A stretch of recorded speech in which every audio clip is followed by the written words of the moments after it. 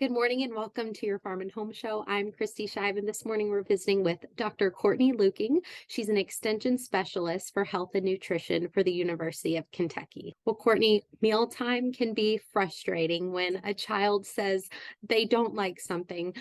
We've all been there and we've heard that, but today you are going to share some ways that we can encourage children to try new foods. Yes, and I'm so glad you acknowledged that it can be frustrating when kids give us some pushback on what we've served because we need to acknowledge that. Otherwise, it can just be a lot of tension in those meals. So recognize the feelings that we as adults have when children give pushback, anger, disappointment, sadness, or more. But then take a deep breath and then let it out and let's get curious about what kids don't like, because a few basic questions could help us identify whether there's a quick, easy solution that could make it more enjoyable for everyone. There are three kind of areas we might want to ask kids about. This includes flavor, temperature, and texture. And so let's start with flavor. Taste is one of the biggest drivers for why we eat.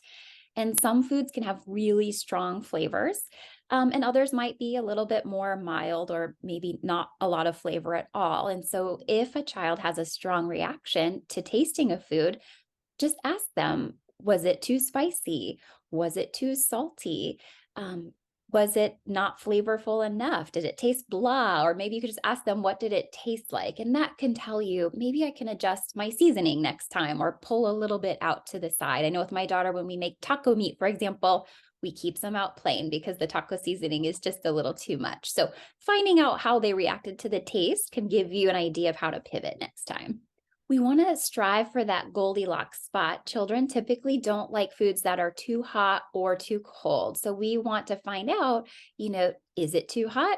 Is it too cold? If it's too cold, we can quickly heat it up in the microwave. If it's too hot, you can either let it sit for a while, or in our family, we do a rapid chill where we pop it in the refrigerator or freezer for a few seconds to help cool it off and find that right temperature that makes it more comfortable for them to eat. And then finally, you mentioned texture, which I know can be challenging for many people.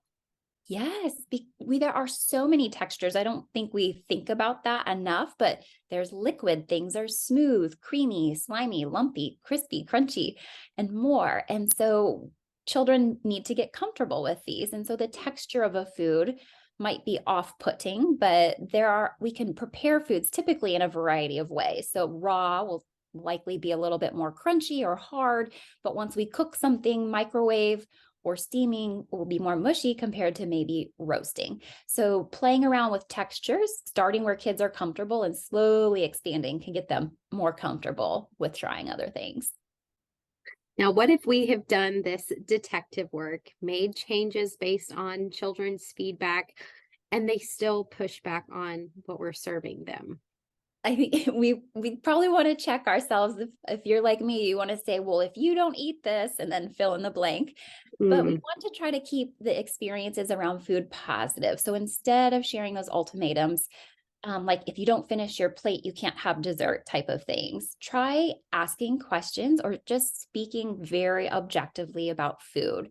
So, for example, you could say, this is a blueberry, it is sweet. Because if we eat a blueberry, we don't know. It may be squishy, it may be more hard, it might be sweet, it might be a little more sour. So kids don't really know what they're getting with the food. And so using phrases to help explain what they're getting, and asking them, do you like that? Which one is your favorite? Or giving them a choice that will give them more input and feel like they have a say in what they're going to eat. It actually is really important. How we interact with children around food is just as important as what they're eating. So trying to maintain positive, but at the end of the day, we don't want to force anyone, child or adult, to eat anything they don't want. So again, that deep breath and say, let's try this again another time. For recipe ideas and inspiration, be sure to contact your local extension office. Thanks for joining us today on the Farm and Home Show, and we'll see you next time.